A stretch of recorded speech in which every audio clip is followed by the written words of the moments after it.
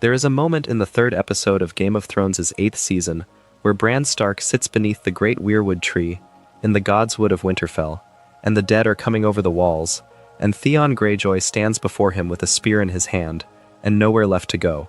The archers around him have been killed one by one.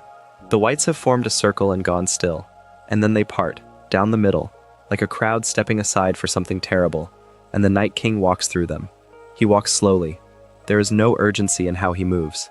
He is not afraid of Theon Greyjoy. Nobody, in the entire run of this series, has ever been afraid of Theon Greyjoy. And Bran looks up at Theon and says quietly, "You are a good man, thank you." And Theon's face does something complicated, something that takes in all 8 seasons at once.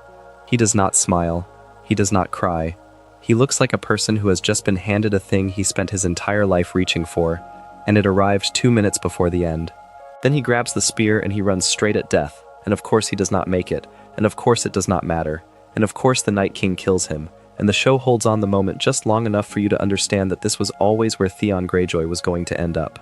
Not because he was a villain who needed to be punished, not because he was a hero who needed to be redeemed, but because the entire story of Theon Greyjoy was always the story of a person who could never figure out where he belonged, and he finally found the answer in the last place left to look. That is the tragedy. Not the castration, not the years as Reek, not even the betrayal of the Starks, which set all the rest in motion. The tragedy is that he had to become nothing before he could become something. The tragedy is how long it took. And the tragedy is that nobody noticed, for most of the story, that there was anything to notice. Welcome to the long night. Find somewhere comfortable. This one goes deep. Let us get into it. Theon Greyjoy is 9 years old when the world decides what he is. This is the fact that the show trusts you to hold in your mind across 8 seasons, and the fact that most casual viewers walk past without stopping. The year before the series begins, approximately 9 years before, if you trace the timeline carefully, his father Balon Greyjoy, Lord of the Iron Islands and head of House Greyjoy, launches a rebellion against the Iron Throne. It is not a careful rebellion. It is not a patient one. Balon sees an opportunity in the aftermath of Robert Baratheon's victory over the Mad King, and he takes it, declaring independence for the Iron Islands, calling himself King of the Iron Islands, sending his longships to raid the coast. The rebellion fails completely. Robert Baratheon and Ned Stark crush it. Both of Theon's older brothers, whose names the show never clearly states on screen, are killed in the fighting. Balon surrenders, and as a condition of the peace, as a guarantee that Balon will not rebel again, Theon Greyjoy is taken from his home and given to House Stark as a ward. The show calls him a ward. The word the show does not use as often as it should is hostage. Think about what that means. He is 9 years old. His brothers are dead. His father's rebellion has just failed, and he is handed to the family of the man who helped defeat his father, to be raised in a castle that is not his, surrounded by people who are not his family, in a region that does not respect what he is and where he comes from. The Ironborn tradition, the old way, the culture Theon was born into, it is not particularly respected at Winterfell. It is not mocked openly. It is simply not his world, and he is in it alone, and the only reason he is there is to keep his father obedient. Balon Greyjoy does not love his remaining son. This is not a reading or an interpretation. The show makes it explicit. When Theon returns to the Iron Islands in Season 2, his father greets him with contempt, so total, it reads as a kind of art form. Balon looks at what his son has become, the Stark's ward, the Northerner, the boy who wears fine clothes and carries himself with the easy confidence of someone raised among high lords, and he is disgusted. Not because Theon has done anything wrong, because Theon exists. Because every time Balon looks at Theon, he sees the price of his failure. Theon is the living evidence that Balon Greyjoy was defeated. No father who thinks that way about a son can love that son. It is not possible. So Theon grows up with a family that does not belong to him, and a father who cannot love him, and a home that is somewhere across the sea that he has not seen since childhood. He is trained in combat by Ser Roderick Castle, Winterfell's master-at-arms. He learns the histories of the northern houses from Maester Luwin. He hunts with Robb Stark. He rides with Robb Stark. He stands at Robb Stark's side with the easy familiarity of a brother. He is, by every observable measure, a Stark. He eats with them, sleeps under their roof, takes their language and their customs into himself, the way you do when you spend a childhood somewhere. But he knows the whole time that he is not one of them. There is a version of Theon's childhood that his closest friends probably never thought about very carefully. A ward at Winterfell is fed and educated and trained. He is treated, essentially, like a member of the household. He is not locked up. He is not obviously mistreated. By the standards of the time, being Ned Stark's ward is not a bad outcome for a hostage. Ned Stark is a decent man. The Starks are, by the standards of Westeros, a decent family. Theon is not beaten. He is not humiliated, not deliberately, not as policy. But he is never fully Theon Stark. He is always at some level Theon Greyjoy. The ward, the hostage, the reminder. And no matter how many years go by, no matter how comfortable the castle becomes, that knowledge sits at the center of his identity like a stone. You can build around it. You cannot remove it. This is the soil the whole story grows from. This is the thing you have to understand about Theon Greyjoy before any of his choices make sense. He is not a simple traitor. He is not a villain who woke up one day and decided to do harm. He is a person who was put in an impossible situation at age 9 and given no good options, and who spent the next decade trying to figure out which of the two identities he had been given was real. And the answer the show gives, slowly and brutally, is that neither of them were. He had to build a third one from scratch, and that process required losing everything else first. He arrives in Season 1 as a secondary character, almost a decoration. He stands behind Robb at Winterfell, makes some remarks, clearly considers himself a man of consequence. He is charming in a slightly rakish way. He is not serious. The show does not give him much to do in Season 1, because it is still establishing its primary characters, and Theon is, at this point in the story, still a side character in his own arc. He goes south with Robb when Robb marches to war, following Ned Stark's arrest and execution. He fights at the Battle of the Camps. He stands in the Great Tent where Robb's lords argue about what to do next, and he is the one who suggests naming Robb king. That moment is worth sitting with. Theon Greyjoy, who has every reason to feel like an outsider at Winterfell, who has spent his whole life as a ward and a hostage, and a not-quite Stark, he is the one who stands up and says that Robb Stark should be king in the north. He draws his sword and he swears his loyalty, and he says, essentially, that this is his king. In that moment, Theon looks like exactly what he claims to be. A Stark man, a true ally, a friend, and in Season 1, there is no reason to think otherwise. The show builds him as the kind of loyal companion who will do what needs doing. He is not Robb's most serious advisor. He is not the man Robb goes to for strategy. But he is there, and his presence has the texture of genuine friendship, and the tragedy of what comes later is set up in that very first season by how sincerely Theon seems to mean it. When he swears to Robb, he is not performing. He is not running a calculation. He means it. He has chosen. And Season 2 is about what happens when that choice gets tested, and he learns, for the first time, that choosing does not actually resolve the conflict. It just moves it. There is a version of Theon's Season 1 presence that is easy to miss because the show does not flag it as significant at the time.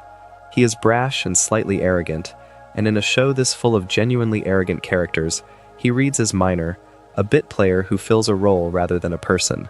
But watch what he does with his confidence in Season 1. Watch how he holds himself in rooms where decisions are being made.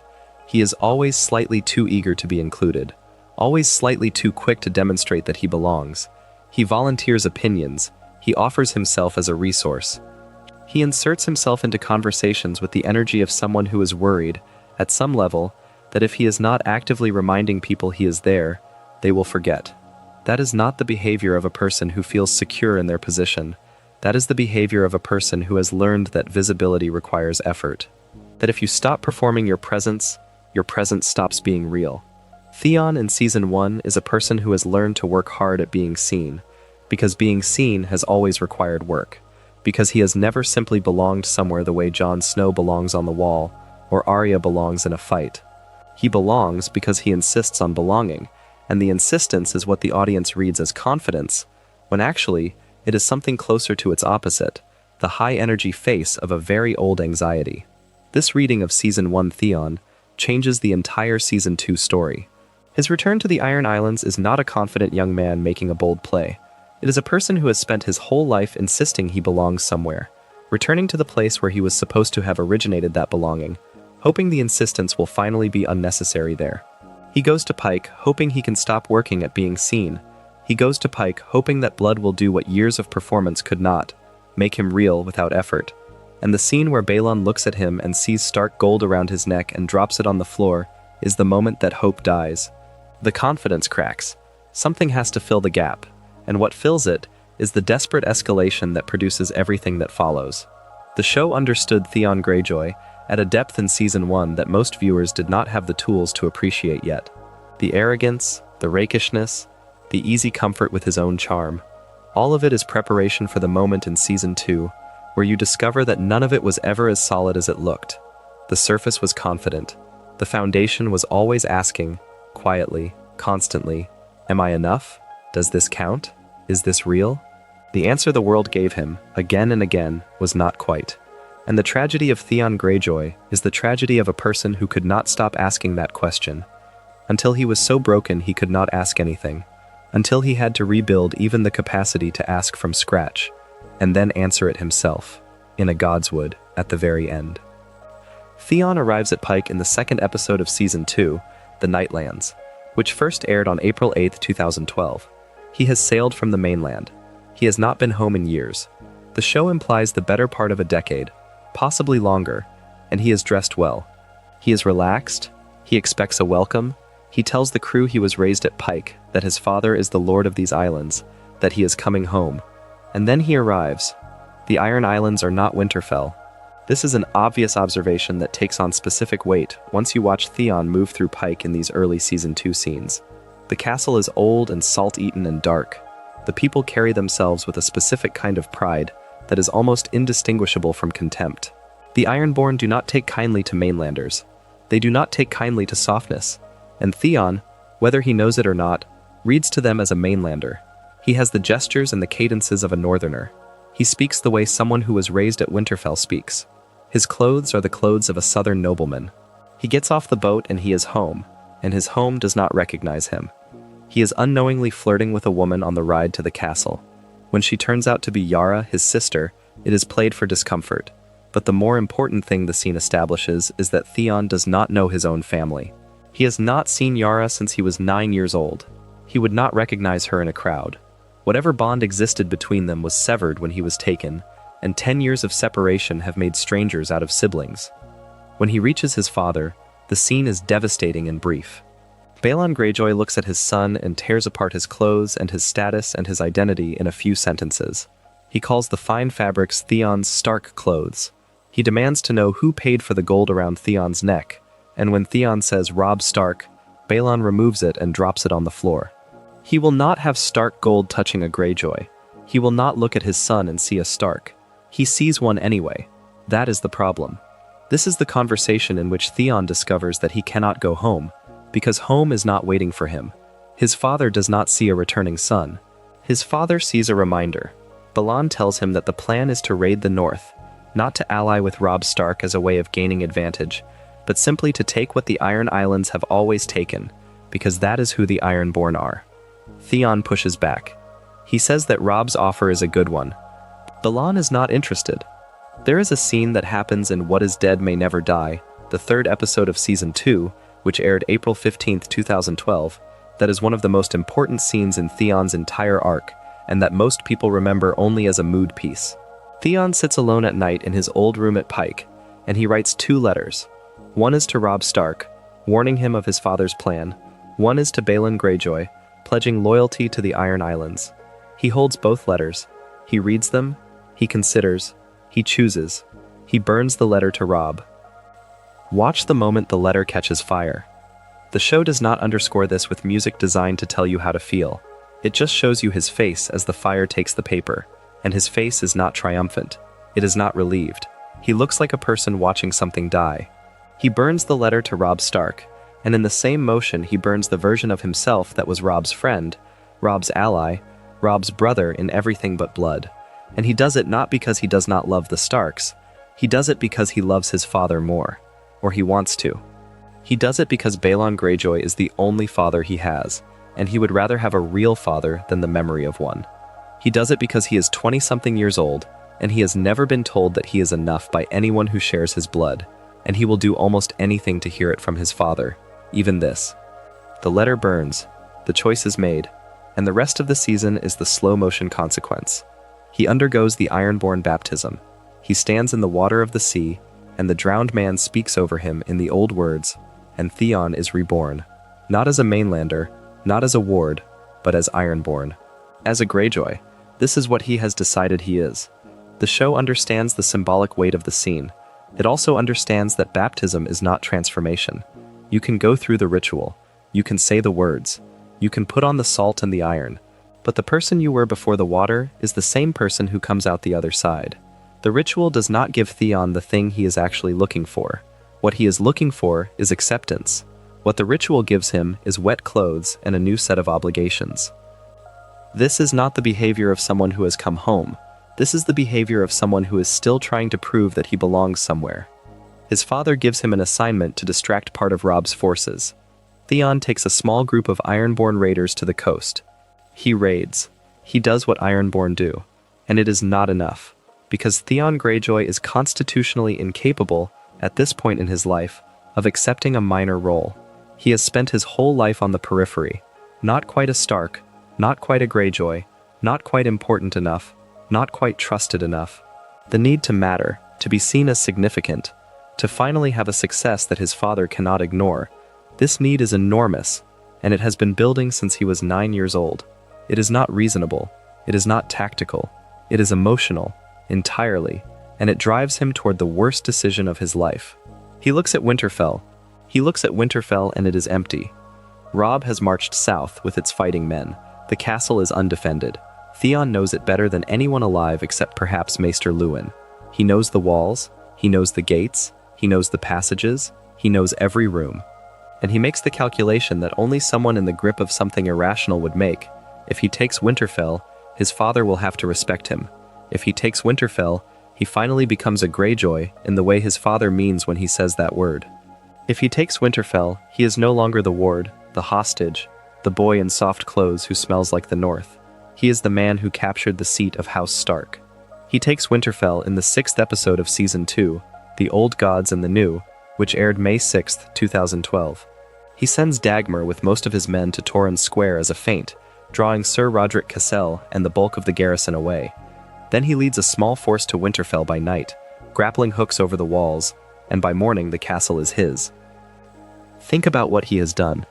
He has taken a castle that belongs to the family he grew up in, the family who fed him and educated him and treated him as their own, using information he only has because they trusted him. He has used the intimacy of childhood against the people who gave him that childhood. He has taken as his prize the place where he was not quite a son, not quite a brother, almost, but not quite home, and he has planted his father's banner on its walls.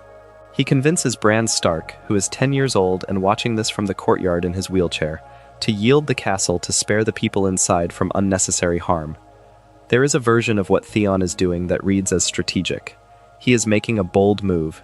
He is expanding the Ironborn presence in the north. He is proving himself. There is also a version of what Theon is doing that is just a person in enormous pain, lashing out at the only family he has ever had, because they were the available target. Because the real person he is furious with, his father, is back on the Iron Islands, untouchable and indifferent.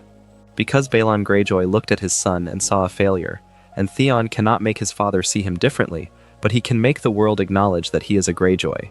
He can make someone acknowledge it. That is not a small thing. It does not excuse what he does next. But it is the thing that makes him human, rather than simply monstrous. The morning after the capture, he leads Sir Rodrik Castle's execution. Sir Rodrik, who trained him, who taught him how to hold a sword, how to fight, how to present himself as a fighting man. Sir Rodrik calls him a turncloak, says Ned Stark should have let him drown. Theon has him dragged forward and he takes his sword and he bungles the execution so badly that it takes him 3 strokes and a final kick to finish it. The show holds on this moment at length. It does not cut away quickly. You watch Theon do this terrible thing incompetently, and the incompetence makes it worse, not better. It strips the execution of any pretense of martial dignity and leaves it as what it actually is. A frightened young man killing one of the few people in the world who cared about him, because that is what his new identity requires.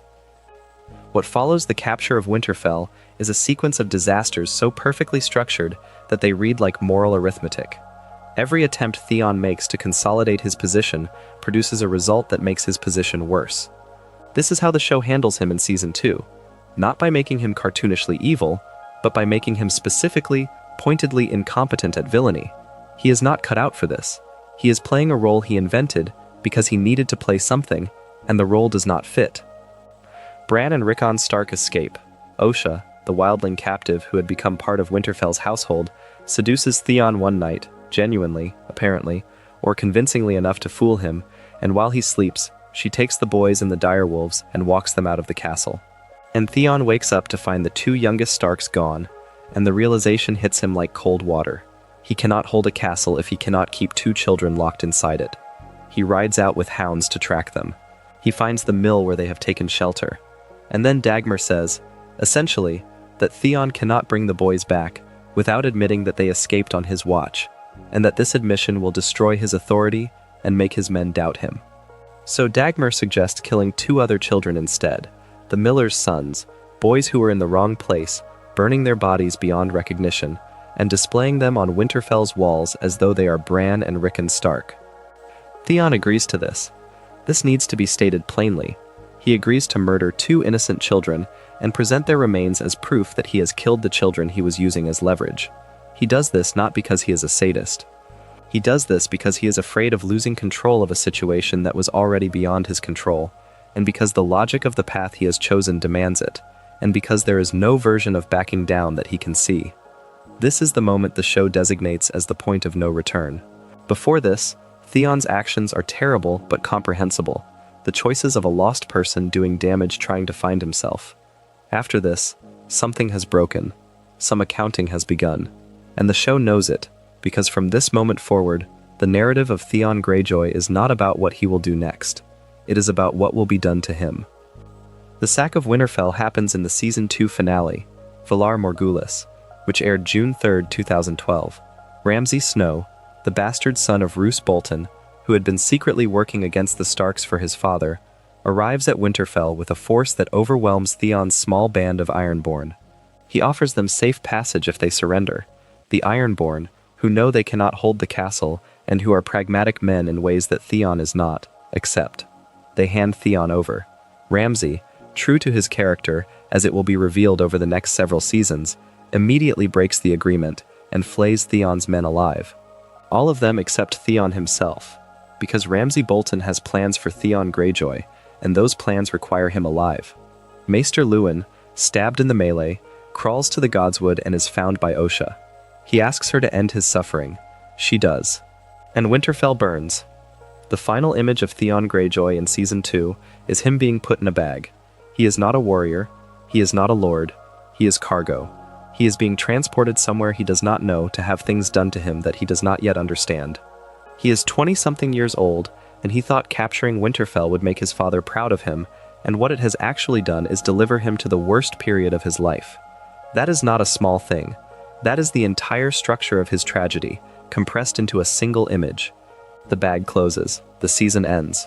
Season 3 of Game of Thrones aired in 2013, and for most of the audience, Theon Greyjoy's storyline in that season is remembered primarily as difficult to watch. That is accurate. It is also, if you are paying a particular kind of attention, one of the most psychologically precise things the show ever did. He appears in Dark Wings, Dark Words, the second episode of Season 3, which aired March 31st, 2013. He is strapped to a crossed wooden frame. He is being tortured by men whose faces the show does not show, whose motivations the show does not explain. He does not know where he is. He does not know who is doing this to him, or why. He does not know what they want from him. The torture is physical, but the point of it is not physical. The point is the removal of certainty. This is the thing about what Ramsay does to Theon that is easy to miss if you focus only on the physical cruelty. To the narrator's reading of these scenes, Ramsay's goal is not to hurt him. Pain is just the tool. Ramsay's goal, as best as the show lets us understand it, is to take away Theon's ability to know what is real. Over the course of Season 3, he does this by cycling between torture and apparent rescue. He sends someone to free Theon and lead him through the dark to safety. Theon runs. He feels hope. And then he turns a corner and finds himself back in the same room, back on the same frame, and the man who rescued him is on Ramsay's side, and always was, and there was no freedom, there was never any freedom, the whole thing was a game. And it happens more than once. The same cycle, the same false hope, the same return to the beginning. This is what the show is depicting, and this is where Alfie Allen's performance, which received a Primetime Emmy nomination in 2019, and which has never been sufficiently recognized, becomes extraordinary. Allen plays the progression of Theon's disintegration with a specificity that is almost clinical. The Theon of Season 2, even at his worst, has a quality of self-assurance. He walks into rooms as though he belongs there. He looks at people as though he is worth being looked at. By mid-Season 3, that quality is entirely gone.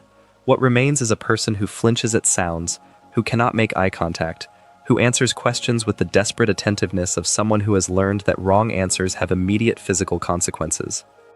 Ramsay gives him a new name, Reek. Not because the name means anything particular, it means something ugly, something animal, something below human, but because the act of renaming is itself a tool of erasure. If you have a different name, you are a different person. If you are a different person, the things that were true about the first person may not be true about you. Theon Greyjoy has memories, has relationships, has a history, complicated and painful as that history is. Reek has nothing except what Ramsay gives him. Think about what that actually means. Every connection Theon has ever had to any identity, Stark ward, Greyjoy heir, betrayer, captor, failed lord, Ramsay works to sever. He does not do this by disputing facts. He does it by making Theon's grip on his own reality so fragile, through sustained pain and disorientation and false hope, that Theon begins to reach for the stability that Ramsay offers. Because Ramsay does offer stability, of a kind. If you are Reek, the rules are simple. You do what Ramsay says. You do not disagree. You do not think about who you used to be, and in exchange, the unpredictable agony becomes predictable. That is the transaction. It is not freedom. It is not safety. It is the most reduced possible version of security. The security of a person who has surrendered all agency in exchange for a slightly more consistent experience of suffering. The castration, which happens in The Bear and the Maiden Fair, the 7th episode of Season 3, which premiered on May 12, 2013, is the most discussed moment of this arc, and it is discussed most often as a symbol of what has been taken from Theon. And it is that, but it is worth being precise about what the show is doing with that symbol. Theon in Season 2 is defined partly by his sexual confidence. He moves through every scene involving a woman with the self-possession of someone who has never questioned whether he is desirable. It is part of his armor. It is part of how he presents himself in a world that has otherwise made him feel insufficient. Ramsay removes it, systematically, deliberately, as a statement. You are not that person anymore. You are not any person I do not make you. By the time Theon appears in Season 4 as Reek, the transformation is complete in a way that is genuinely disturbing. He does not behave like a prisoner who is hiding his real self, waiting for the chance to act. He behaves like a person who no longer has a real self to hide. When Ramsay treats him as a servant, he serves. When Ramsay presents him to Roose Bolton as a performing asset, making Reek pretend to be Theon Greyjoy to manipulate the Ironborn at Moat Cailin, Reek does it. He walks into the Ironborn stronghold and plays a version of himself that no longer exists, and then he walks back out and returns to Ramsay's side, because that is his orientation now. He points toward Ramsay the way a compass points toward north. This is not cowardice. This is not weakness. The show sometimes positions it as weakness, and audiences often read it that way, but that reading misses the point. What you are watching when you watch Reek is a sophisticated, sustained depiction of what extreme psychological trauma does to a person's sense of self. You cannot explain Reek by calling Theon a coward. The experience Theon has gone through, the sustained, deliberate, systematic dismantling of his identity, would produce the same result in most people. The question is not whether he should have been stronger. The question is whether anything of Theon Greyjoy survived. The answer, it turns out, is yes. Very little. But yes, there is a scene in Season 4 that almost no discussion of Theon Greyjoy includes, and that is, in some ways, the clearest single image the show produces of what Ramsay has accomplished. It happens in The Laws of Gods and Men, the 6th episode of Season 4, which aired May 11, 2014. Ramsay Bolton needs to take Moat Cailin, a crumbling fortress currently held by a small, sick, exhausted garrison of Ironborn, who are loyal to Theon Greyjoy, and who believe Theon Greyjoy is still out there, somewhere, unreachable. Ramsay needs them to surrender the fortification. And he has in his possession the perfect tool for this. A person who used to be Theon Greyjoy, who can walk into the fortress and give the men inside a reason to yield. Reek is dressed up, given a bath, given Theon's clothes, told who he is supposed to be for the next hour. And he walks into Moat Cailin, and he looks at the men who served him, men who followed him to Winterfell, who believed in him enough to stay when the castle was under siege, who have spent months in a ruined fortress dying of disease because they will not abandon their lord, and he offers them surrender terms. He tells them to yield, and they will receive safe passage. He says this as Theon Greyjoy. He means it as Reek. The Ironborn captain, sick, suspicious, and barely holding himself upright, says he does not trust the Boltons. He is correct not to trust them. Ramsay has no intention of honoring the surrender terms.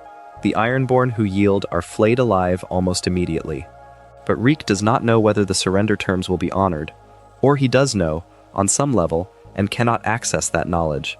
Or he knows and cannot act on the knowledge because acting requires a self that makes decisions based on values. And Reek does not have those anymore. The man who played Theon Greyjoy just long enough to get an exhausted garrison to lower their guard, and who then walked back out, is the same man who walks straight back to Ramsay's side and stands there, waiting, while the Ironborn he just betrayed are killed behind him. He does not watch. He does not flinch. Not the way the Theon of Season 2 flinched during the execution of Sir Roderick. He is beyond flinching by this point. He is beyond the kinds of moral response that require a felt sense of wrongdoing. He is Reek. Reek does not do wrong things. Reek does what Ramsay requires. Those are the same thing. What the Moat Cailin scene reveals, stated plainly, is this. Ramsay Bolton has turned Theon Greyjoy into a weapon against the people Theon Greyjoy cared about. He did not just break him, he weaponized the breaking. The man who considered himself an Ironborn, who underwent the baptism, who took the castle, who named himself a Greyjoy in the fullest sense, is being used to destroy Ironborn soldiers who were loyal to him. The loyalty of those men, the thing they held onto through months of disease and siege, is the mechanism of their death. And the person delivering them to it is wearing Theon's face. This is, if you think about it carefully, the darkest thing the show depicts in Theon's entire arc. Darker than the castration, which is physical and immediate. Darker than the false rescues, which are psychological torture but contained within the Dreadfort. The Moat Cailin sequence puts Reek in a position where his existence as Reek causes the death of people who believed in Theon. It is the full weaponization of the identity gap, the space between who Theon was and who Reek is, turned outward against the world. The show never fully dwells on this. It does not linger in the aftermath. Ramsay receives the land grants from Roose, and the story moves on. But the image stays. Reek in Theon's clothes, playing Theon, destroying what remained of Theon's cause. The tools of identity, the name, the bearing, the manner, in service of erasure. There is another question the show is raising across seasons 3 and 4 that is worth naming explicitly because it concerns the audience's experience of watching Theon's torture. When these seasons aired, the response to the Reek storyline was genuinely divided.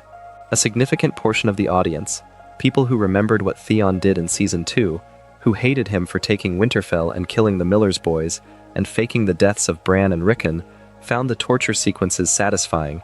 He deserved this, they said. He brought this on himself. He did terrible things and now terrible things are being done to him, and this is how stories like this are supposed to work. This reading is understandable. It is also, the show eventually argues, wrong. Not morally wrong in a simple sense, wrong in its understanding of what it is watching. The torture of Theon Greyjoy in seasons 3 and 4 is not punishment. It is not the universe delivering proportional consequences.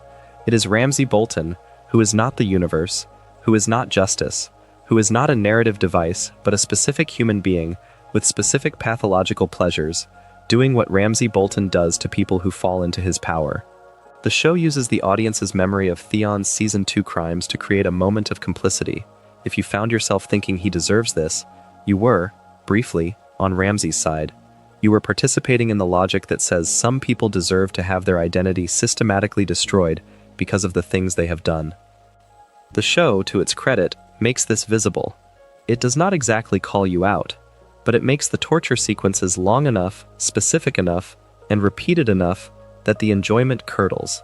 By the third false rescue, by the castration, by the first scenes of Reek, small and shuffling and afraid of everything, unable to make eye contact, answering questions with the trembling speed of someone who has been taught that hesitation costs, the satisfaction is gone. What is left is something harder to sit with. The recognition that no one deserves to be made into Reek, not even someone who did what Theon did. This is the show at its most demanding as a moral text.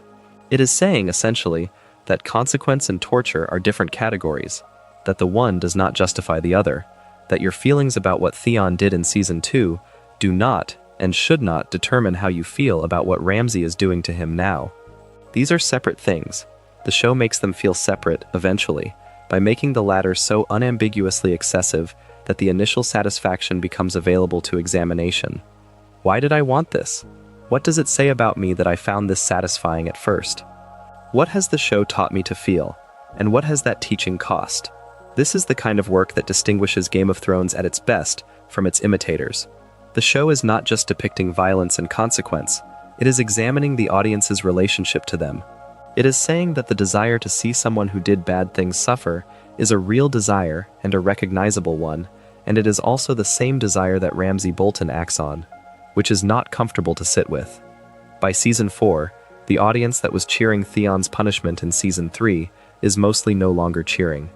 By Season 5, when Sansa is brought to Winterfell and stands across the table from Reek, the audience is watching something that has been transformed. Not a villain getting what he deserves, but a person who has had everything taken from him and who is trying, with the remnants of what he was, to figure out how to keep something from being taken from someone else. The audience's story of these seasons mirrors, in a compressed way, Theon's own journey. In Season 1, they dismiss him. In Season 2, they judge him. In Season 3, they watch him punished and feel something complicated about it. In Season 4 and 5, they begin to root for him. Not because he has made new arguments for his worthiness, because they have watched enough to understand the full shape of what they are looking at. The audience learns Theon the same way you learn a person, over time, through accumulation, by watching what they do when it matters and what it costs them. The show trusts this process. It does not rush. It does not explain Theon with a voiceover or a speech where he articulates his own psychology. It just shows you, year after year, the texture of his life and lets the understanding accrue. The evidence appears first in Season 5.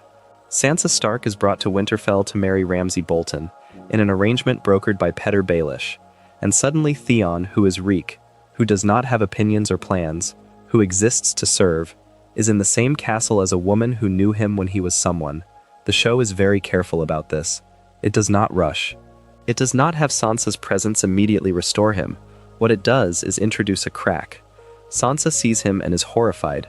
She hates him, which is entirely fair. He took her home, displayed 2 dead children on its walls, and handed it to the people who killed her family. And Reek avoids her. He does not look at her if he can help it. He does not want to be seen by her. Being seen by Sansa is being seen by someone who knew Theon, and Reek does not want to think about Theon. The two things, the identity Ramsay has given him and the identity Sansa represents, cannot coexist in the same space without creating pain. So he avoids the pain the only way he knows how, which is by disappearing. But then Sansa tries to escape, and a maid approaches Reek to get his help, to signal to the outside world that Sansa needs rescue, and Reek tells Ramsay. He reports the maid. He watches Ramsay kill her, and he watches it not as the faithful servant he is supposed to be, because a faithful servant of Ramsay Bolton would not feel anything during this. He watches it with something in his face that looks like shame. He does not intervene. But the shame is there, and shame requires a self to be ashamed.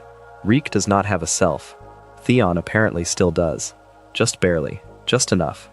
The escape happens in Mother's Mercy, the finale of Season 5, which aired June 14, 2015. Ramsay's companion Myranda has cornered Sansa on the battlements with a bow, threatening to hurt her in ways she has clearly been authorized to hurt her.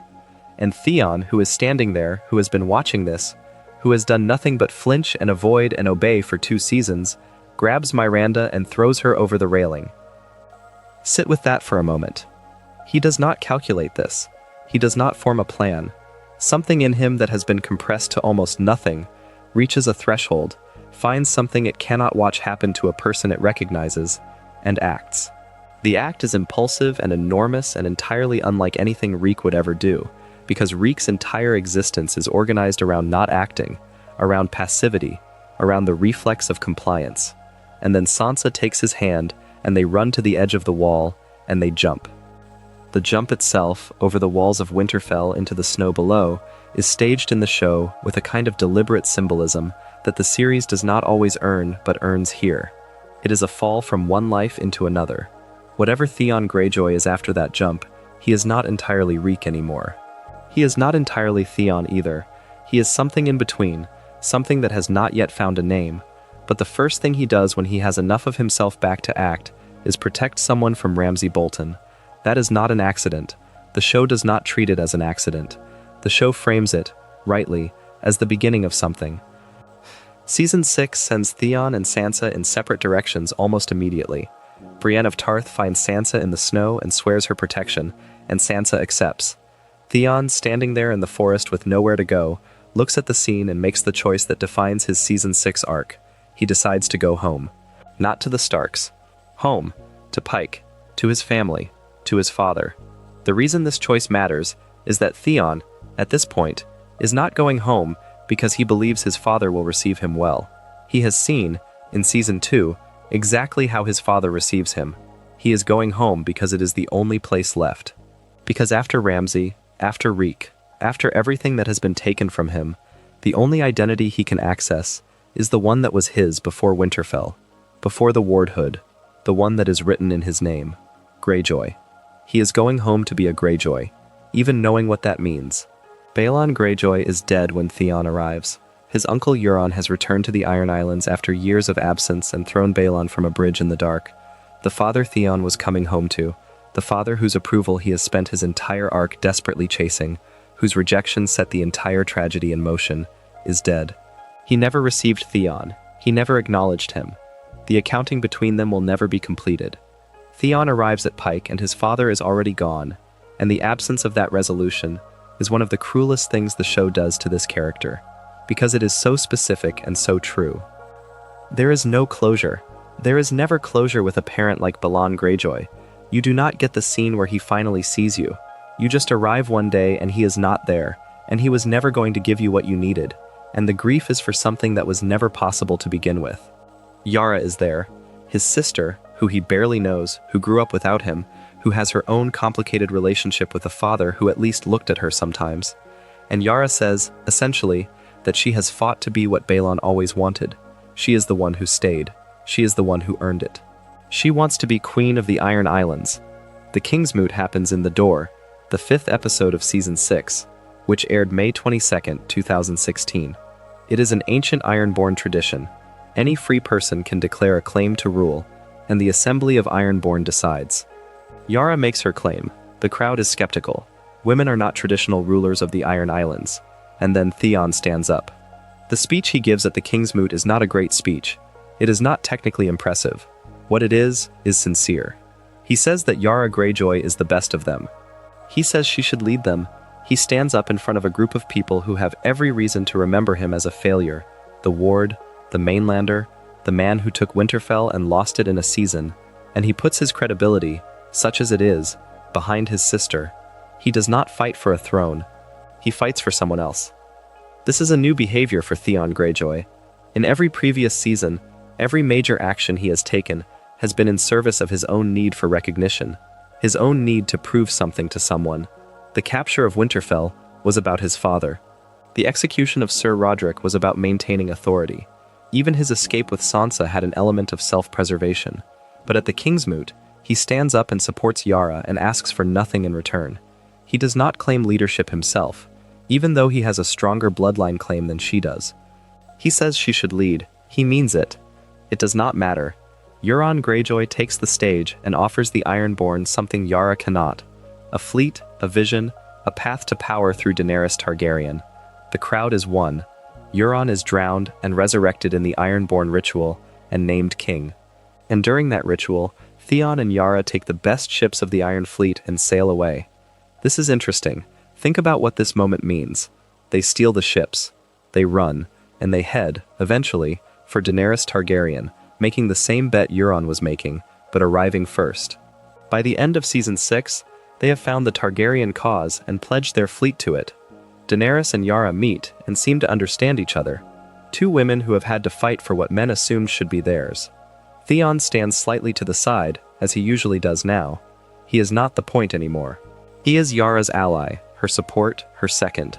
He has found a place in someone else's story, and for the first time in his arc, that seems to be enough. Season 7 arrives, and for a while things hold. Theon moves with Yara through the Targaryen campaign. He is present. He is functional. He is not Reek, exactly, but he is also not the confident, self-possessed young man who rode into Winterfell's courtyard in Season 1 with a crossbow on his back. He is somewhere between those things, carrying both of them at once. And then Stormborn happens. Stormborn is the second episode of Season 7, which aired July 23, 2017. Euron Greyjoy attacks the Greyjoy fleet at sea, at night. It is sudden and total and devastating.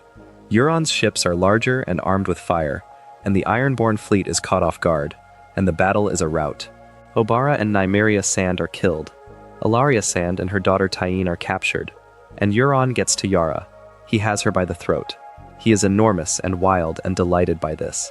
He looks at Theon across the burning deck and he grins. And Theon does not move. The show is very clear about what is happening in his face in this moment. It is not calculation. It is not cowardice in the conventional sense, not the pragmatic retreat of a man who has assessed the odds and decided against them. It is a return. The smoke and the fire and the sounds of men being mutilated. This is the texture of Ramsay's dungeons. This is the vocabulary of the worst years of Theon's life. And something in him that was rebuilt collapses back into what it was during those years. Reek looks out through Theon's eyes, and Reek knows what this is. Reek knows you cannot win this. Reek knows you survive by not being the person who fights.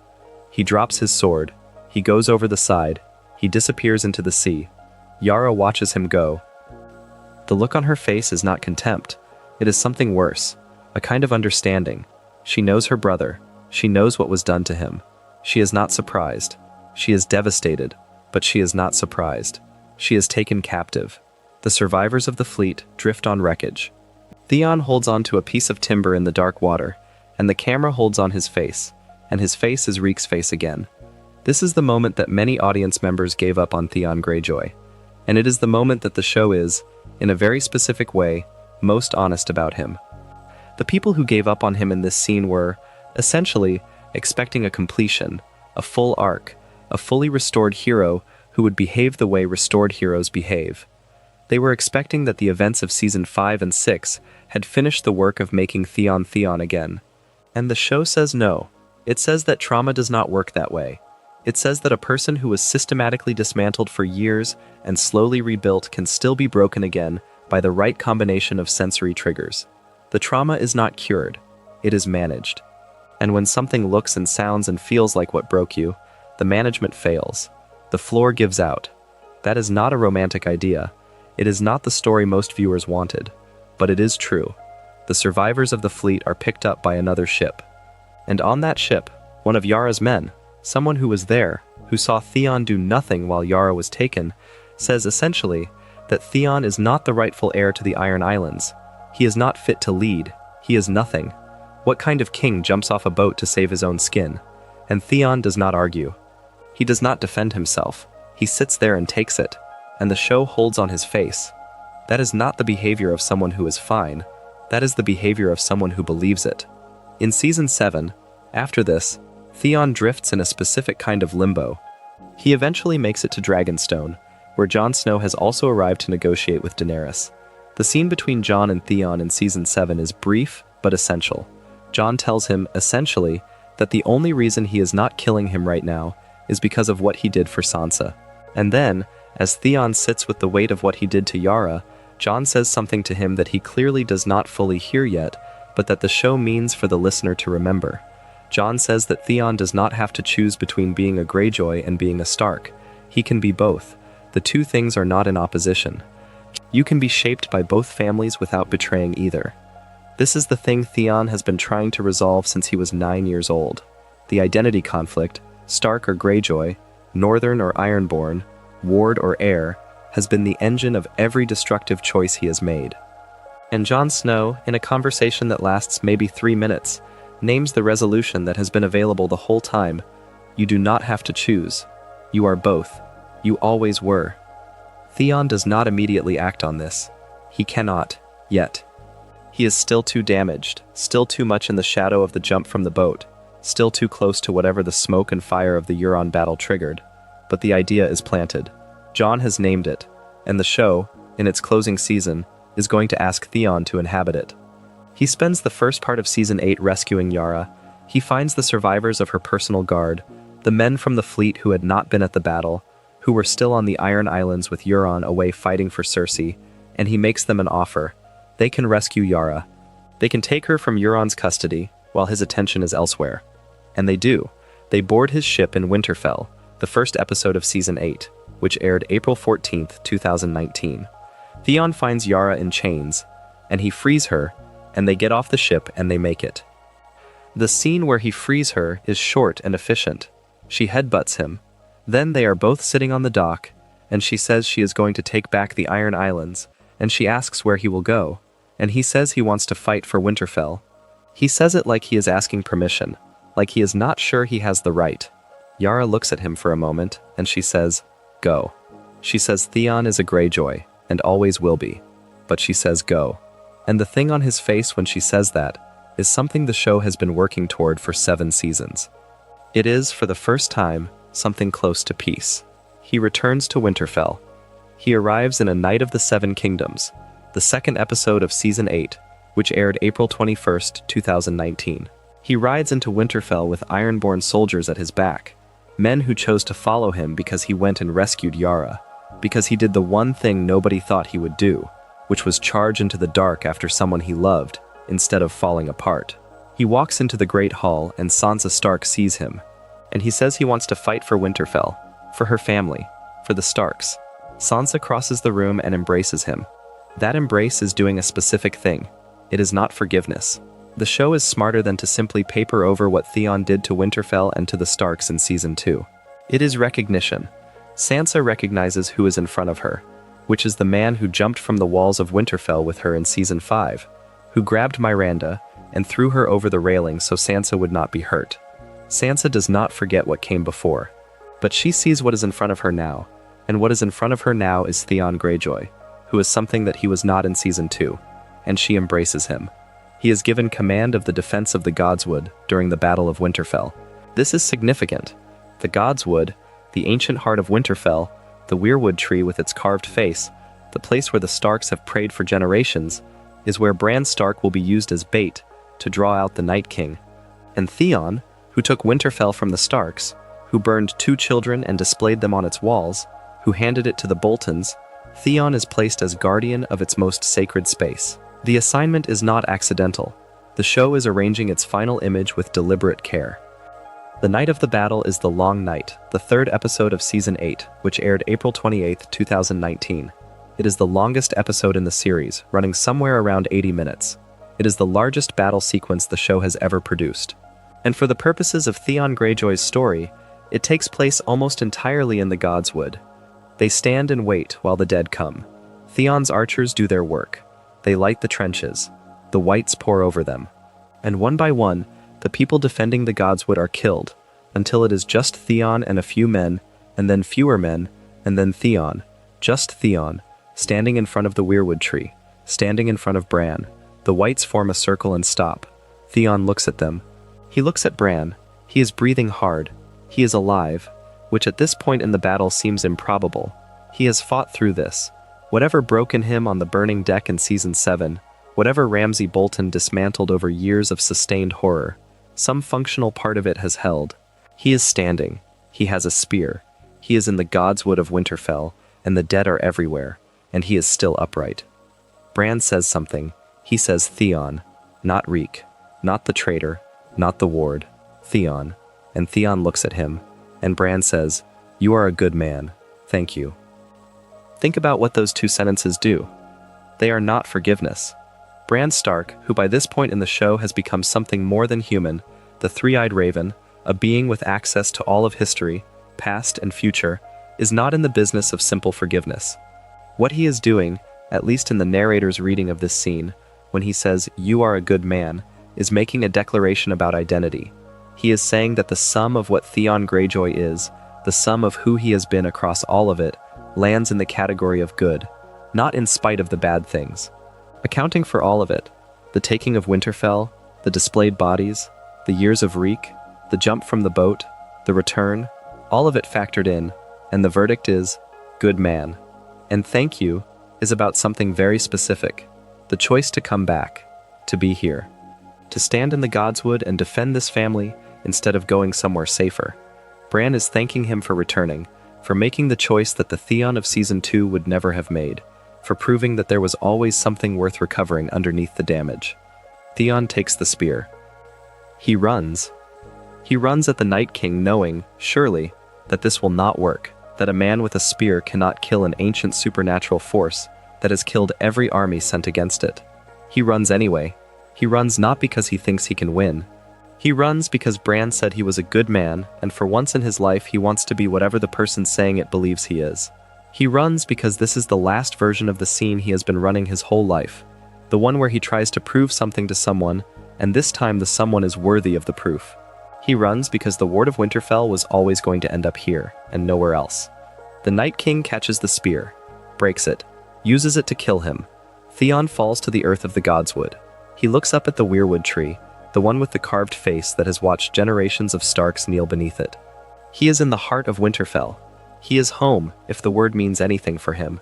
Not the Iron Islands, which never really received him, not the North as a province or a political entity, but this specific place, the ancient tree, the roots, the ground of the place that raised him. This is where he is when he dies. The show does not give him a speech. It does not give him a dramatic final declaration. It gives him a moment of clarity and then lets him go. And that is exactly right. Theon Greyjoy's story was never about speeches or declarations. It was about the slow, brutal, millimeter by millimeter work of figuring out who you are, when everyone who has ever defined you has either rejected you or destroyed you. The clarity was always going to be quiet. The ending was always going to be small and enormous at the same time. Alfie Allen submitted himself for Emmy consideration in 2019. He self-nominated, which is a choice, a statement. He was nominated for Outstanding Supporting Actor in a Drama Series. He did not win, but the nomination exists because what he did with this role over 8 seasons was in fact extraordinary. Not in the obvious ways, not the shouted performances or the heroic moments. In the quiet ways, the modulation of voice and posture, and the quality of eye contact, as Theon became Reek, and Reek became something in between, and something in between learned to stand upright again. It is a performance built out of tiny specific choices about how a person who has had their identity taken from them actually moves through space. He played every version of Theon in the same body, and made them feel related to each other without feeling like the same person. The Theon of Season 1 holds his body differently than the Theon of Season 2, who moves differently than Reek, who does not move at all the way the man who jumps from Winterfell's walls moves. These are not separate performances glued together. They are one continuous performance, one continuous person, across years and damage and reconstruction. The show, for its part, understood Theon as something specific, not a redemption arc in the conventional sense, where a bad person does good things until the scales balance. Theon's arc is more interesting and more honest than that. It is the story of a person who was never fully bad, who was never fully good, who was shaped by forces outside his control from the age of 9, and who spent his entire adult life trying to figure out which of those forces he actually wanted to claim. The redemption, such as it is not moral, it is ontological. It is the discovery of a self that is genuinely his, made from both the Stark and the Greyjoy in him, and his death is the moment when that self is finally, briefly, complete. There is something the show does in The Long Night that most discussions of Theon's arc do not address. After Theon dies, Arya Stark kills the Night King. The dead collapse. The battle is over, and nobody goes to check on Theon Greyjoy. The camera does not return to his body. Nobody finds him and grieves over him.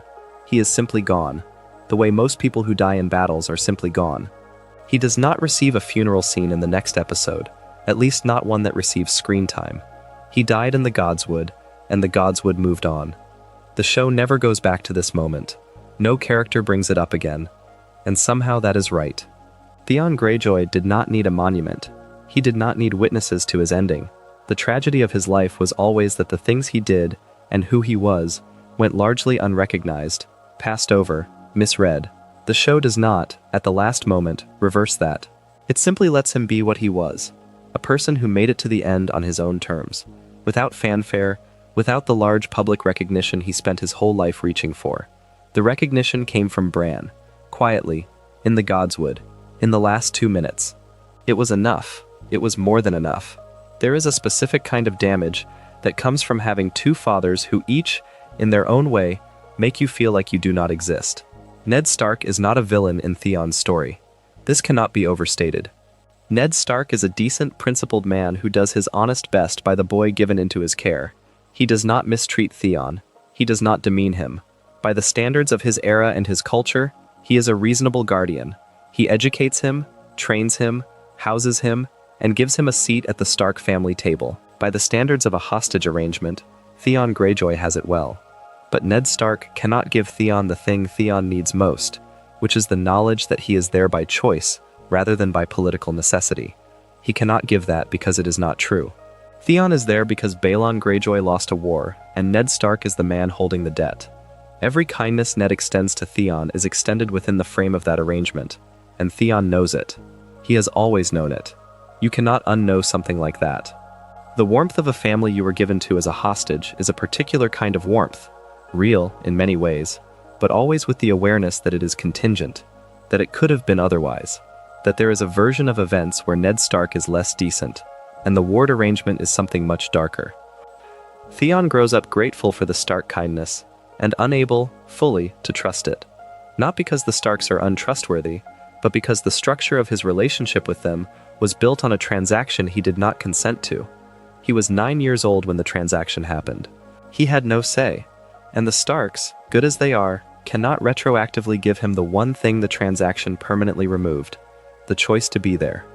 Balon Greyjoy is something different, and in some ways, more damaging precisely because he is blood. What Balon does to Theon in Season 2, in that meeting on Pyke, with the fine clothes and the gold chain, and the contempt that radiates off him like heat, is not a new cruelty. It is the revelation of something Theon has probably suspected his entire life. His father does not love him. His father cannot love him. Every time Balon looks at Theon, he sees the cost of his failed rebellion. He sees the humiliation of asking Ned Stark for his mercy. He sees, alive and breathing and wearing southern clothes, the evidence that Balon Greyjoy was not as strong as he believed himself to be. Parents who cannot separate their children from their own failures are not capable of loving those children the way children need to be loved. This is not a judgment on Balon. It is simply the structure of the situation. Balon cannot look at Theon and see Theon. He sees the war. He sees the surrender. He sees the price. And so Theon, standing in front of his father for what may be the first time in 10 years, hoping, consciously or not, for something that looks like welcome, receives instead a list of everything about himself that is wrong: his clothes, his speech, the way he carries himself, the gold around his neck. All of it is wrong because all of it is Stark. And this is the trap. Balon cannot accept what Ned made Theon, and Ned could not make Theon a Stark. So Theon stands between them, shaped by both and claimed by neither, and the only way he can think of to resolve this is to make a gesture so large, so unmistakable, that one of them finally has to acknowledge him. That is Winterfell. That is the whole logic of taking Winterfell. Not strategy, not politics. A child screaming "look at me" at the two fathers who never quite could. Neither father is present to receive the gesture when it lands. Ned is dead by the time Theon takes the castle. Balon remains on the Iron Islands, indifferent to the specifics of his son's campaign. There is nobody to see it. There is nobody to say well done. There is only Theon in the castle he grew up in, having destroyed it, with nowhere to go next. The show understands this about Theon better than most of its audience gives it credit for. David Benioff and D.B. Weiss, the showrunners, made the specific creative decision to give Theon a parallel in Season 3 that reveals the precise nature of his damage. That parallel is Ramsay Bolton. Not because Ramsay is a father figure, he is not, or not quite, but because what Ramsay does to Theon is a specific kind of destruction that is built out of the same raw material as Balon's contempt. both Balon and Ramsay communicate the same message to Theon: you are nothing. You are nothing on your own. You only exist in relation to what I require from you. The difference is that Balon delivers this message through indifference, and Ramsay delivers it through sustained, systematic attention. This is the dark irony of Theon's time at the Dreadfort. Ramsay Bolton is, in the most perverse possible sense, the first person in Theon's life to give him his undivided attention. He is being destroyed by it. But the attention is real. Ramsay thinks about Theon constantly. Ramsay plans around Theon. Ramsay invests enormous energy in reshaping him. There is no version of this that is not horrific. But for a person who has spent his entire life not quite being seen, not quite a Stark, not quite a Greyjoy, always slightly peripheral even in rooms where he nominally belongs, the experience of being someone's primary focus, even Ramsay's focus, creates a terrible kind of bond. Stockholm Syndrome is a poor name for what the show depicts, but the psychological dynamic it points at is real. When the only person who sees you as significant is the person hurting you, the hurt and the significance become fused. Reek does not resist Ramsay. The show is very clear about this, and it is worth sitting with. There are moments, Season 3, Season 4, where you might expect Theon to fight back, to reassert himself, to find the line that cannot be crossed. There is no line. Ramsay has trained him not to have one. And the training worked not just through physical pain, which a sufficiently determined person can learn to manage, but through the systematic destruction of Theon's belief that there is a him to fight back from. You cannot resist if you do not believe you exist. And Ramsay has taken the fragile, already uncertain self that Theon had, the self shaped by two families, claimed by neither, always slightly unsure of its own validity, and convinced it that it was never real, that Theon Greyjoy was always just a costume, that underneath the name and the title, and the Stark training, and the Ironborn baptism, there was nothing. Reek. Just Reek. This is why the moments in Season 5 where something of Theon survives are so important. They are not triumphant moments. They are barely moments at all, a flicker of expression, an avoidance of eye contact that is slightly too weighted, a pause before compliance that carries something in it. But the show tracks them with the attentiveness of a scientist tracking a faint signal. And the signal is always the same. Sansa. Something in what remains of Theon responds to Sansa Stark in a way that it does not respond to anything else. Not because he has feelings for her in a romantic sense, but because Sansa is proof. Her presence at Winterfell, her face, her name, these things prove that the past happened. That there was a Theon Greyjoy who grew up in this castle and knew her family, and was something. If Sansa is real, then the person who knew her was real, and if that person was real, then maybe he is not entirely gone. The Iron Islands as a culture and a concept matter enormously to understanding Theon's arc, and they are almost always under-examined. The Ironborn tradition, what the show calls the Old Way, is built around a specific philosophy of identity. You are what you take, not what you inherit, not what you are given. What you take. The Old Way holds that the iron price, paying for things through violence and seizure, is more honorable than the gold price, which is paying for things through trade. This is not simply an economic position, it is a worldview. It says that the self is constituted by what it seizes. You are your conquests. You are the things you have forced from the world through strength. Theon, taking Winterfell, is trying to live according to the Old Way.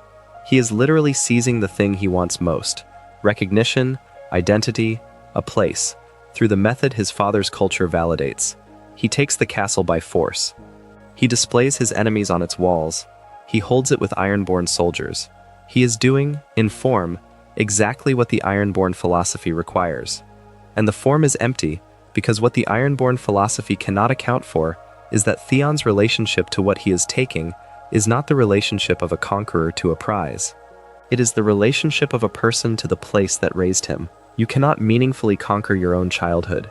You cannot seize your own past and make it mean something different. The form of the Ironborn gesture is correct. The content of it is grief. There is also the fact that the Ironborn identity is one Theon has never actually inhabited. He left the Iron Islands at 9 years old. He has spent his formative years in the north. He knows the old words and the old rituals in the way you know things you have been told about, rather than things you have lived. When he stands in the water for his baptism in What is Dead May Never Die, and the drowned man speaks over him, it is a ritual that belongs to a culture he has read about the way you read about a country you left as a small child. He says the words. He goes through the motions. But the iron is not in him the way it is in Yara, who grew up there, who trained there, who breathes the salt air as her native element. Yara Greyjoy is, in this specific way, the most interesting mirror the show gives Theon. She grew up on Pyke. She was shaped by the Ironborn culture the way Theon was not. She has her father's respect or something closer to it than Theon ever received, because she was present, because she proved herself in the ways the Ironborn value, because she is a formidable warrior who has never needed to prove she belongs. And yet she is also a woman in a culture that does not traditionally elevate women to leadership, which means her position is constantly contested, her authority constantly questioned, her legitimacy always requiring redemonstration. What the show does with Yara is give Theon a person who has her own version of the not quite belonging problem. She is Ironborn but female, which the Ironborn tradition does not know how to accommodate. He is Ironborn but raised elsewhere, which the Ironborn tradition does not know how to accommodate. They are siblings who were separated by history and reunited to discover they have a shared problem wearing different faces. The King's Moot is the moment where this convergence becomes explicit.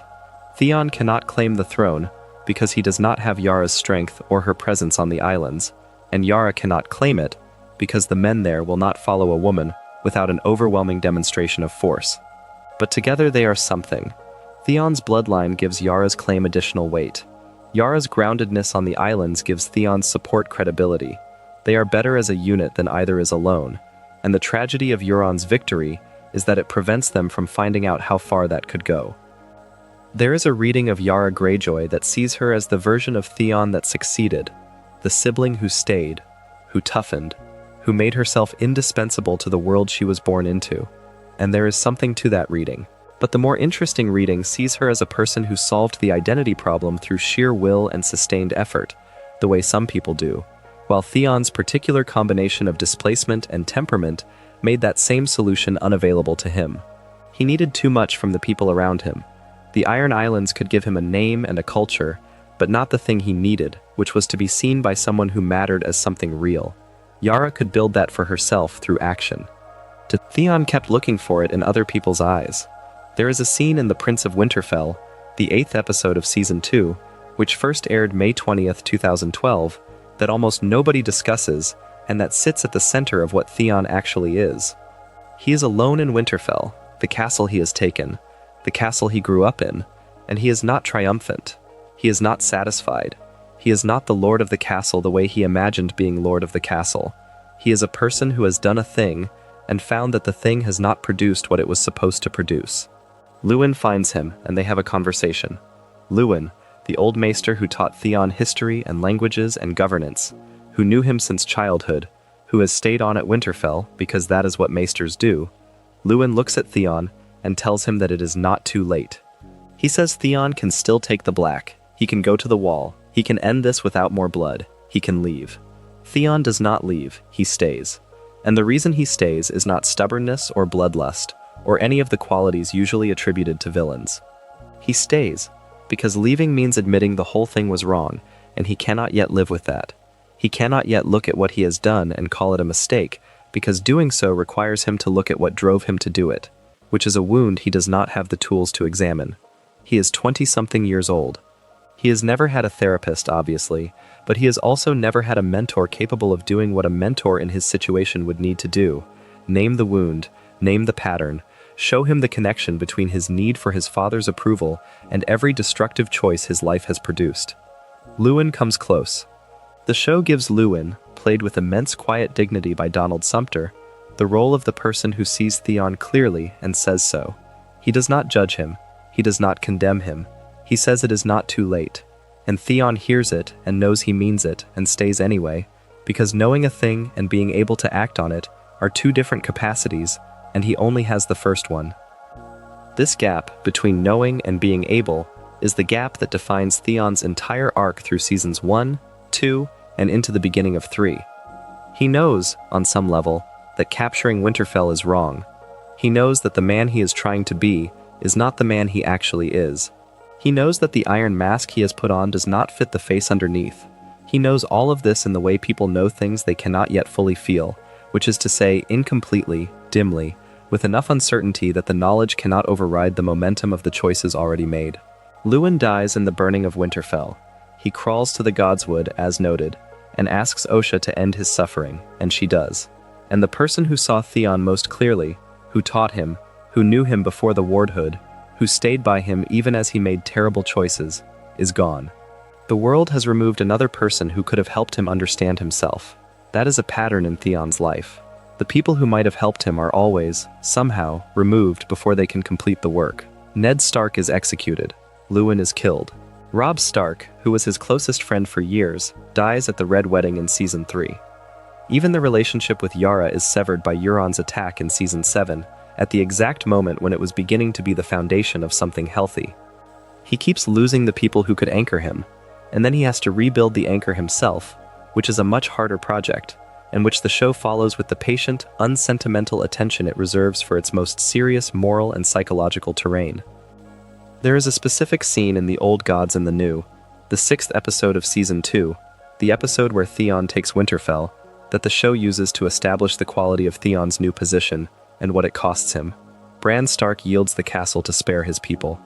He does this because Bran is 10 years old and already carrying the Stark sense of responsibility for the people in their care. He would rather lose the castle than have his people killed on its walls. And Theon stands in the courtyard and accepts the yield and holds the whole thing together with the performance of a lord he is not. What happens after in the courtyard is important. Sir Rodrik Castle is brought in, captured trying to return to Winterfell. He has been Theon's trainer. He has been part of Winterfell's guard for decades. He looks at Theon and calls him a turncloak and says Ned Stark should have cut his throat and not been troubled by him. These are not gentle words. They are designed to wound, and they do. And what Theon does in response, orders him dragged forward, draws his sword, attempts an execution that he bungles badly, is the show at its most precise about character. A person who was genuinely what Theon is pretending to be, an iron-born lord, a decisive military commander, a man who has chosen his allegiance and wears it without ambivalence, would not botch that execution. They might be ruthless, they might be cruel, but they would not be shaking. They would not need 3 swings. A person who is confident in the identity they are performing does not perform it badly under pressure. Theon's incompetence with the sword is not a failure of skill. He has been trained. He is not unskilled with a blade. It is a failure of conviction. His hands know that what he is doing is wrong in a way his mind cannot yet acknowledge. His body will not cooperate fully with an act that his soul, and the show does seem to believe that Theon has something like a soul, cannot endorse. The show never comments on this. It does not add music to tell you how to feel about Theon's botched execution. It just shows you the scene, and holds on it, and lets the incompetence speak. The incompetence is the analysis. The incompetence says everything Theon cannot say about what he is actually doing. Think about that for a second. The show is showing you a villain who is a bad villain, not because he is incompetent at villainy, in a slapstick sense, but because the villainy is not authentic to who he is. He cannot commit to it fully, because somewhere below the layer of choices and gestures and performances is a person who grew up in that castle with those people, and cannot forget it, no matter how hard he tries. The execution of Sir Rodrik is the execution of the last thread connecting him to who he was before the choice, and it does not go clean. It never goes clean when you are trying to kill something that was real. The show does something similar in the scene where Theon presents the bodies on Winterfell's walls. Not the bodies of Bran and Rickon, who are alive, who have escaped, who the audience knows are alive, but the bodies of the 2 Miller's boys who were burned in their place. Theon stands on the walkway of the gate, looking down at his own lie. He is not triumphant. He does not look satisfied. He looks like a person who has just done something he cannot take back, staring at the consequence, unable to believe himself capable of it. Which, of course, is exactly what he is. He is staring at what he has become in the space of 1 season, and the stare has the quality of a person meeting themselves for the first time in circumstances they would not have chosen. This is the show at its most compressed and most honest. 2 charred bodies, a man staring at them, no dialogue, no music to guide the response. The show trusts you to do the work. The work is, this person is not a monster.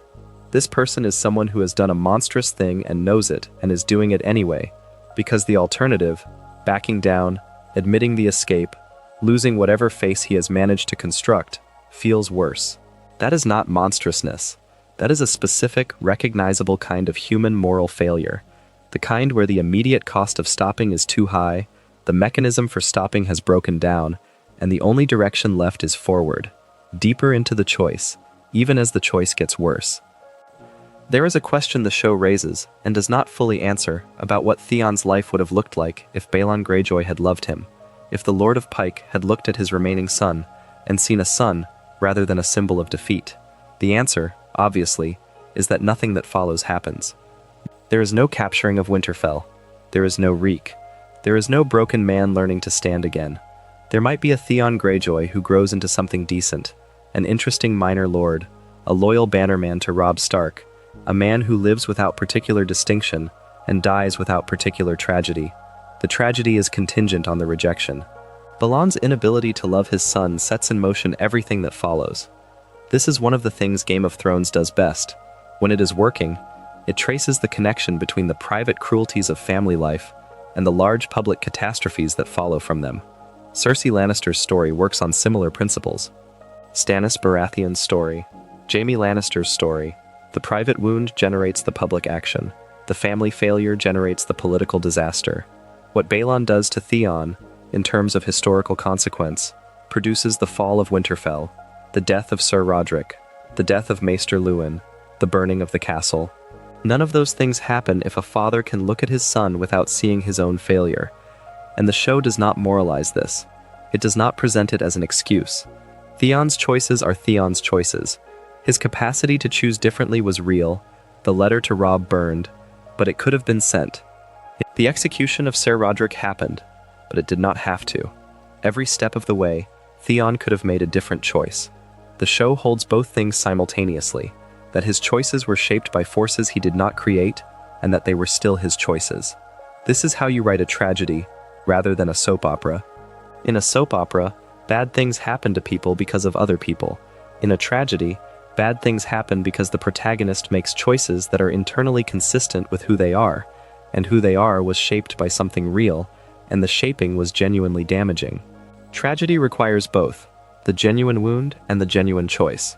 Theon Greyjoy has both. That is why his arc is the show's most complete tragedy. The rebuild, when it comes, is slow in the way that real rebuilds are slow. The jump from Winterfell's walls at the end of Season 5 is not a triumphant moment. It is a desperate one. Theon acting not from strength but from the last available impulse before something in him goes permanently dark. He is not reclaiming himself in that moment. He is preventing himself from losing what little remains. The difference matters because it determines the texture of Season 6, which is the season of Theon learning that he has more left than he thought. He reaches the woods with Sansa. Brienne finds them. Theon does not go with her. He decides to go home. And somewhere in that decision, which is small and unromantic and surrounded by snow and exhaustion, there is the beginning of agency. Not the dramatic, proclamatory agency of a hero making a stand. The quiet agency of a person who looks at the available paths and chooses one. He could stay with Sansa. He could go with Brienne. He goes to Pyke. He chooses. The choice is not grand, but it is a choice made by someone who can make choices, which is more than Reek could do. What he finds on the Iron Islands, a dead father, a living sister, a political crisis that has nothing to do with him directly, is also, in its way, what he needs. He cannot grieve Balon cleanly. The man is already gone, and there was no resolution between them, and there will never be, but the absence of resolution is itself a kind of resolution. The question, will Balon ever see me, has been answered permanently in the negative, and now Theon can stop waiting for a different answer. The wound will not close, but the wound will also stop being actively inflicted. That is a different kind of grief. Smaller in some ways, larger in others, but survivable. He supports Yara at the Kingsmoot. He loses. He runs with her. He steals the fleet with her. He sails across the sea with her. Each of these actions is an action taken for someone else, for his sister, for a cause larger than his own need to be seen as significant. This is new. The self that acts in Season 6 is different from the self that acted in Season 2. The Season 2 self needed to be the protagonist of every scene it was in, needed to be the center, needed to take the space and hold it. The Season 6 self knows how to stand to the side, how to lend support, how to be part of something without requiring it to be about him. This is growth. It is not dramatic growth. It does not come with a speech. It is visible in posture and placement, and the specific way Alfie Allen inhabits the character's space in scenes he is sharing with others. Less expansive, less claiming, more attentive. The actor knows something has changed. The change is subtle and real. By the time Season 7's Euron attack happens, Theon has been functional for approximately 2 seasons. He has been something close to a person with an identity he can inhabit. And the attack is the test of whether that functionality is real or whether it is surface, whether the rebuilt self can hold under the specific kind of pressure that broke the original self. It cannot. Not yet. The jump from the boat in Stormborn is not a failure of the rebuild. It is a data point about what the rebuild has not yet accomplished. He has rebuilt enough to function in ordinary circumstances. He has not rebuilt enough to stand on a burning deck while men are being mutilated around him and his sister is being choked, and not be thrown back into Ramsay's dungeon in his nervous system. That is not a moral failing. That is a physiological response to trauma that was deep enough and sustained enough to leave permanent pathways in his brain. The show handles the aftermath of the jump with a care that most discussions skip over. He does not hide from what he did. He sits in the water, on the wreckage, and he knows what he did, and the knowing is written on his face completely. One of Yara's men confronts him and says the things that Theon already believes about himself, that he is nothing, that he should not be here, that he is not fit to lead. And Theon does not argue because he cannot argue. Not because the claims are entirely accurate, but because his capacity to defend himself has not been rebuilt yet. The architecture for self-defense requires a stable floor, a stable foundation of I am something, and I know what I am, and that floor is still fragile. What builds it is the mission to rescue Yara. He goes to find surviving members of her guard. He asks them to help. They push back. He makes his case not from authority or bloodline, but from the fact of who Yara is, the leader they chose, the person worth rescuing, the sister he abandoned and will not abandon again. He convinces them. They go. They get her. It is not a triumphant battle sequence. It is small and specific and difficult, and he does it anyway. And doing it, choosing it, pursuing it, seeing it through, does something to the floor, puts another board down, makes it slightly more load-bearing. By the time he is riding into Winterfell in Season 8, the floor is not perfect. It is not what it was before the Dreadfort. It may never be what it was before the Dreadfort. But it holds. He can stand on it. He can walk forward. He can, when Sansa embraces him in the Great Hall, receive that embrace without flinching away from the complexity of what it means, the history between them, the damage and the help, the specific love of 2 people who survived the same monster and are alive to stand in the same room. The assignment to the Godswood is, as noted, deliberate, but there is a specific kind of rightness to it that goes beyond symbolism. Theon in the Godswood is Theon in the most intimate possible relationship with the place he took and lost, and that took everything from him, and that he is now defending at the cost of his life. He is not defending Winterfell the political entity, or Winterfell the military objective. He is defending the specific roots, and the specific stone, and the specific carved face of the tree that watched the Stark children grow up, and watched him grow alongside them, not quite one of them, always something slightly different, always slightly outside. He is defending the place that made him what he is. He is defending his own origin. And Bran, who sees everything, who is by this point something more than a person, who looks at history the way most people look at a landscape, from above, with distance, with the ability to see the whole shape. Bran looks at Theon and says he is a good man. He says thank you. The thank you is for the Godswood. It is for the defense. But it is also for the whole arc, for the whole long road back, for the decision to return when returning required more courage than anything Theon did in Season 2. Walking into Winterfell in Season 8, knowing what he took from it, knowing what was done to him because of it, knowing what it cost him and what it cost others, walking back in and saying, I am here to defend this, that required a kind of courage that the show's most celebrated heroes never needed. They defended things they were certain they belonged to. Theon defended something he had wronged, something that had wronged him, something whose relationship to him was complicated past the point where most people could navigate it. That is not a small thing. There is a question worth raising about what Theon Greyjoy's arc says about the larger themes of Game of Thrones as a piece of television.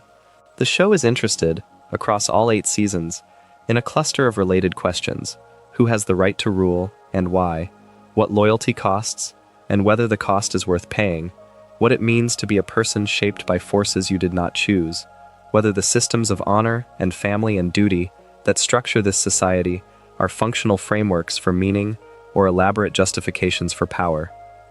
Theon's arc addresses all of these questions, but the one it addresses most specifically and most honestly is the question about shaped identities. Every major character in the show is, to some extent, defined by the family they were born into. The Lannisters are wealthy and conniving because of what Tywin Lannister made them.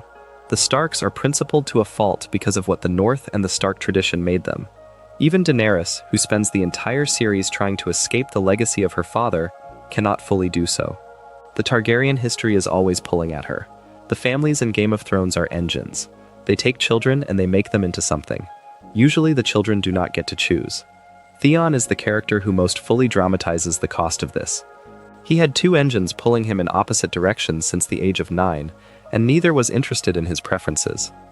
The Greyjoy engine wanted an ironborn warrior lord who would restore the family's pride. The Stark engine produced a loyal northern ward who learned to think and fight like a northern man. The person these two engines produced, the actual Theon Greyjoy, who exists by season 1, is not fully compatible with either engine's requirements. He is a person for whom the question, "Who are you?" is genuinely, structurally unanswerable by any of the conventional means the show provides for answering it. Most characters in Game of Thrones resolve their identity through allegiance. You are who you are loyal to. Jon Snow is complicated, but the resolution of his arc is organized around who he chooses to be loyal to. Arya Stark's arc is organized around what she is willing to give up for revenge and what she is not. Even Jaime Lannister's arc, the show's other great arc of self-examination, resolves through the question of allegiance. Who will Jaime choose, at the last? What does he protect when he no longer has to protect the thing his family trained him to protect? Theon's arc cannot be resolved through allegiance in the same way, because allegiance has always been the problem, not the solution. He has always known who he is loyal to, both families, both identities, which is to say neither. The resolution of his arc is not a declaration of allegiance. It is the discovery that the conflict itself was always false. He does not have to pick. He never had to pick. He is both, and both is not only acceptable, but is actually the truest and most accurate description of what he is. The tragedy is not that he could not resolve the question. The tragedy is how long the question cost him before he stopped trying to answer it the wrong way. Jon Snow's words to Theon in Season 7, "You do not have to choose," are the most important words anyone says to Theon Greyjoy across 8 seasons. They arrive late. They arrive after enormous damage, but they arrive, and Theon has just enough of himself left to hear them, and the hearing is the beginning of everything that follows. He returns to Winterfell in Season 8, not as a Greyjoy claiming a prize, the way he did in Season 2. He returns as something the show has been building toward for years.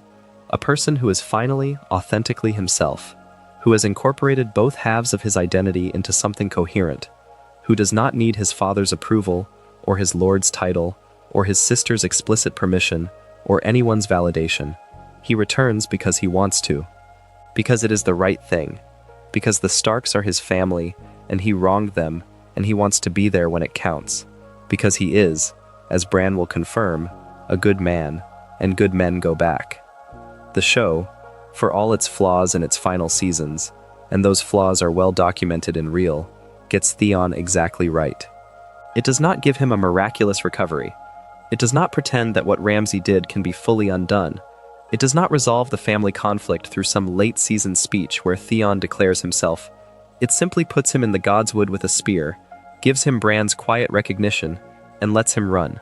And the running, finally, is not running away. The running is running toward the Night King, toward the end, toward the thing that was always, from the very first scene of the very first season, going to be the last version of Theon Greyjoy's oldest question. Who am I, and is it enough? The answer is yes. He is enough. He always was. He just needed the question to be asked in a Godswood by the last Stark he hurt, in the last minutes of a battle that should not have been survivable, by a person who sees everything and who says, without ambiguity, without qualification, that what is standing in front of him is a good man. There are worse endings. There are worse endings than going out the same way you lived, trying to be something real, in the place where you were made, for the people who made you, and having someone see it. Just once. Just enough.